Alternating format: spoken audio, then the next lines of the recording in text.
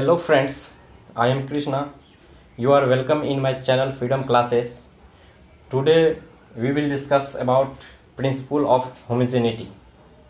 First of all, we discuss what is principle of homogeneity. जैसे suppose that आपसे हम बोले 2 kg को 1 मीटर के साथ क्या ऐड किया जा सकता है? नो। 2 kg को 2 kg के साथ ऐड किया जा सकता है? यस। यानी इसके साथ 5 kg माइनस 3 kg भी हम लोग लिख सकते हैं, ऐड भी कर सकते हैं और सब्ट्रैक्ट कर सकते हैं. We can add and subtract with similar physical quantities. यही प्रिंसिपल ऑफ होमोजेनिटी है. यानी हम लोग केजी के साथ मीटर कभी नहीं ऐड कर सकते हैं या सब्ट्रैक्ट कर सकते हैं. यानी सिमिलर क्वांटिटीज के साथ ही ऐड होगा. चावल है तो चावल के साथ ही ऐड करेंगे. ठीक है. तो इसका स्टेटमेंट क्या है? Basically we know the statement of homogeneity.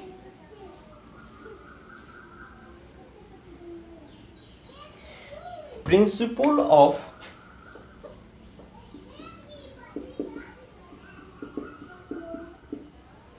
homogeneity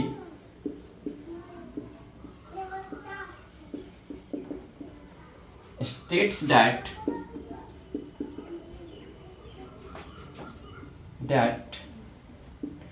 dimension of physical quantities,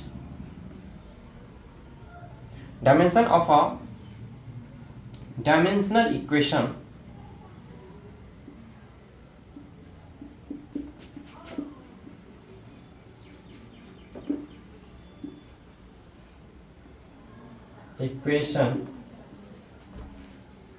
dimensional equation of each terms on both sides should be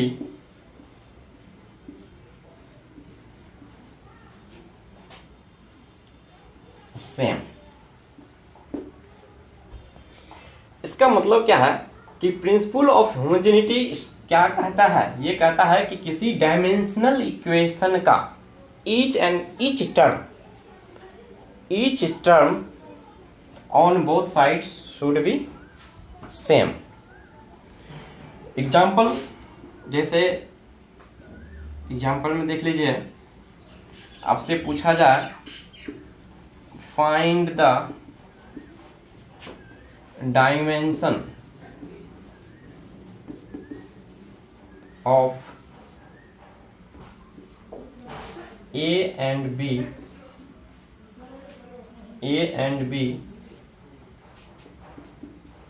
in a given dimensional equation. Dimensional equation आपको दिया हुआ है V बराबर A plus BT. मान चलिए ये आपको दिया हुआ है और इसमें आपका ये A और B का वैल्यू निकालना है. It is dimensional equation. तो इसमें हम लोग ईच टर्म का जो है, ईच टर्म का डायमेंशन है ना, शुड बी इक्वल. तो हम लोग यहां पे लिख सकते हैं dimension of A equal to dimension of V.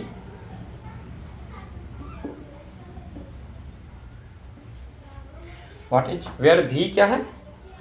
V क्या है?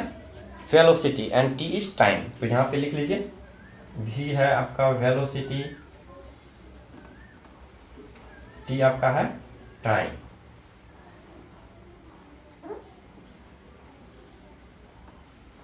और A एंड B का तो आपको वैल्यू निकालना है. तो dimension of A equal to dimension of B.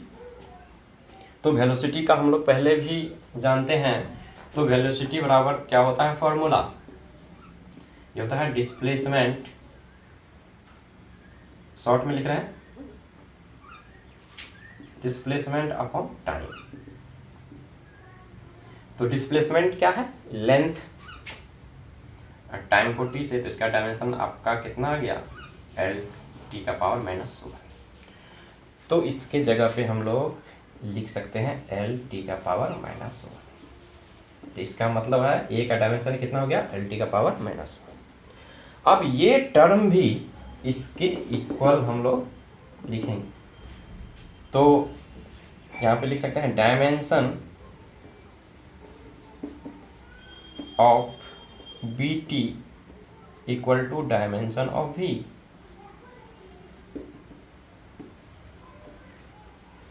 Dimension of V, तो B T dimension L T का पावर माइनस 1 हो गया। और यदि आप इसको और भी सॉल्व करेंगे तो b का क्या निकल जाएगा, b t के साथ मल्टीपल में है, तो ये हो जाएगा एल टी का पावर माइनस 1 डिवाइड हो जाएगा t से, तो ये हो जाएगा एल टी का power minus 2। Principal of homogeneity, इस प्रिंसिपल के बेसिस पे बहुत सारा न्यूमेरिकल आपके कंपटीशन एग्जाम में भी पूछा गया है, नीट में भी कई बार पूछा गया है, जेई मेन में भी पूछा गया है।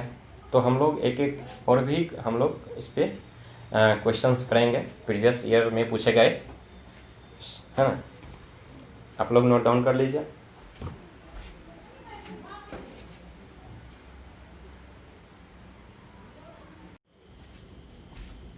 स्टूडेंट्स, ये क्वेश्चन जो है नीट में पूछा हुआ है, ये नीट मेडिकल में पूछा गया ये क्वेश्चन है और वेरी इजी। अभी जो आपको मैंने जो प्रिंसिपल ऑफ होमोजेनिटी बताया, जस्ट टू उसी के बेसिस पे ये बनेगा। देखिए इक्वेशन आपको दिया हुआ है, तो इक्वेशन आपको क्या दिया हुआ है, तो v equal to a t plus b by t plus c.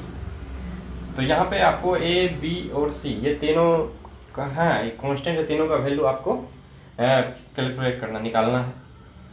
तो ये v क्या है, v वेलोसिटी है एंड t क्या है, टाइम है, आपको क्वेश्चन में दिया हुआ है, ठीक है। The velocity of a particle at time t is given by v equal to a t plus b by t plus c. तो अब देखिए जितना भी टर्म है तो सबका डायमेंशन एक दूसरे के इक्वल होगा। देखिए तो डायमेंशन ऑफ ये टर्म, ये भी एक टर्म, ये भी पूरा, ये भी एक टर्म हो गया, ये भी टर्म हो गया और ये भी एक टर्म ही हो गया, तो एक दूसरे के बराबर। अब देखिए यहाँ पे लिखते हैं dimension of A T equal to dimension और v मतलब वेलोसिटी। वेलोसिटी का डायमेंशन हम लोग जानते हैं कितना होता है, एल टी का power minus 1 displacement upon time. Time ऊपर चला जाएगा तो टी का पावर माइनस 1 हो जाएगा। अब डायमेंशन ऑफ ए का निकालना है, तो A T dimension of L T का पावर माइनस 1 हो गया और ए बराबर क्या हो जाएगा, एल टी का पावर माइनस 1 अपॉन ये टी हो जाएगा, ये टाइम है तो टाइम का डायमेंशन टी हो जाता है, तो ये ऊपर चला जाएगा तो क्या हो जाएगा, एल टी का पावर माइनस 2। तो ए का डायमेंशन आपका निकल गया एल टी का पावर माइनस 2।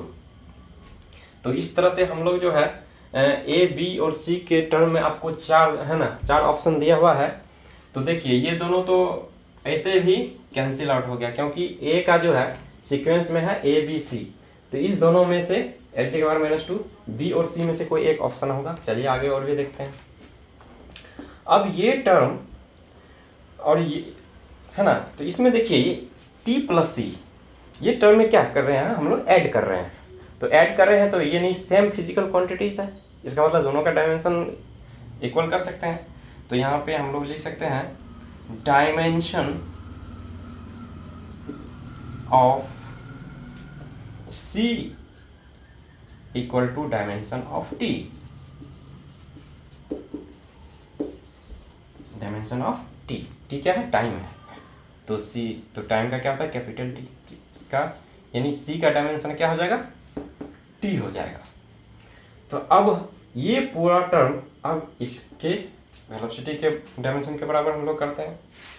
तो यहाँ पे लिखेंगे dimension of b upon t plus c. तो क्या हो जाएगा? ये किसके डायमेंशन के बराबर हो जाएगा? वेलोसिटी के डायमेंशन ऑफ भी के बराबर हो जाएगा। तो यहाँ पे देखिए, तो इसको लिख सकते हैं बी अपॉन टी प्लस सी को हम लोग क्या लिख सकते हैं? तो टी प्लस सी के जगह पे है ना, तो यहाँ पे सी का डायमेंशन कितना आया? टी आया है। तो टी प्लस इसका टी ही होगा। तो ये हो गया आपका क्या? किसके बराबर? वेलोसिटी के बराबर। तो एल टी का पावर -1। तो ये क्या हो जाएगा? क्रॉस मल्टीप्लिकेशन हो जाएगा, इसलिए बी बराबर हो जाएगा एल टी का पावर -1 इंटू टी। तो टी से टी कैंसिल हो गया, तो क्या बचेगा? सिर्फ एल बचेगा। तो इस वजह से इस पे ए का कितना हो गया? एल टी का पावर -2। बी का कितना आया? एल। और सी का कितना आया? टी। तो ये सी का निकला और ये आपका बी का निकला। तो इस तरह से ऑप्शन मेरा सही हो जाएगा बी। ये नीट में आया हुआ क्वेश्चन है, ठीक है। अब इस बेसिस पे बहुत सारा और भी देखिए। एक क्वेश्चन जेईई मेन का भी है, वो भी बहुत अच्छा क्वेश्चन है।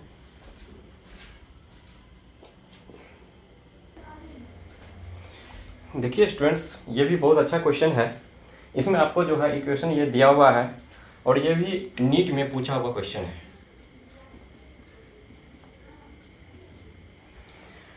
इसमें आपसे पूछा जा रहा है कि ए एंड बी का डायमेंशन क्या होगा। तो ये इक्वेशन, इसको वैन डर वाल इक्वेशन कहते हैं, आगे हम लोग पढ़ेंगे। तो इसमें आपको किसका किसका ए और बी का डायमेंशन आपको कैलकुलेट करना है। तो वेरी इजी। तो आप देखिए, सबसे पहले इक्वेशन आप लोग लिख लीजिए। तो p plus A upon V square, और ये है v माइनस बी और अपॉन आर टी। तो देखिए ये क्या है? ये प्रेशर है, ये आपका वॉल्यूम दिया हुआ है और ये भी वॉल्यूम है। तो इसमें ए और बी, तो यहाँ पे क्या है कि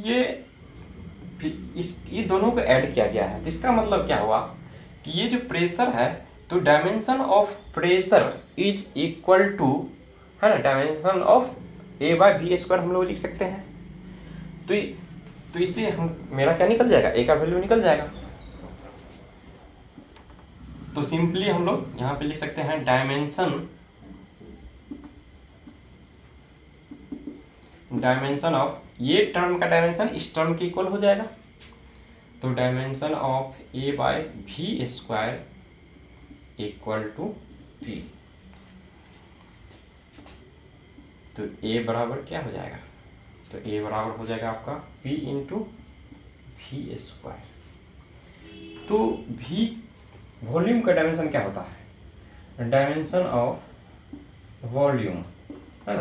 तो ये होता है L cube, length into breadth into height, L cube हो जाएगा। और प्रेशर का हम लोग जानते हैं डायमेंशन ऑफ प्रेशर, तो ये हो जाएगा force upon area, force per unit area. तो फोर्स का हम लोग जानते हैं एम एल टी का पावर -2, एरिया का क्या होता है? L square. तो ये एल से एक एल कट जाएगा, तो एम एल ऊपर जाएगा तो -t का पावर -2।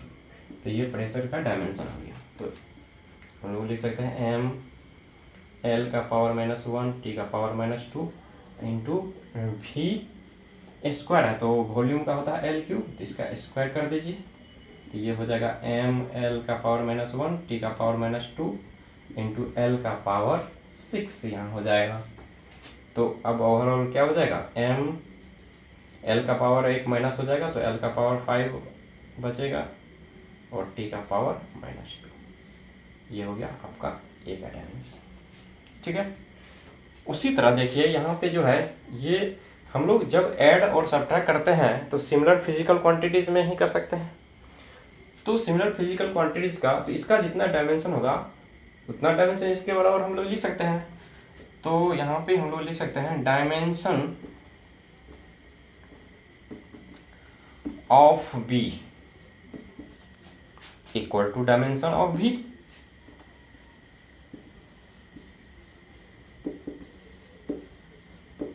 ऑफ बी, तो बी का भी क्या वॉल्यूम है, तो वॉल्यूम का क्या होता है एल क्यूब होता है। तो ये हो गया आंसर आपका, वेरी इजी। और भी क्वेश्चन है, इसको नोट डाउन कर लीजिए।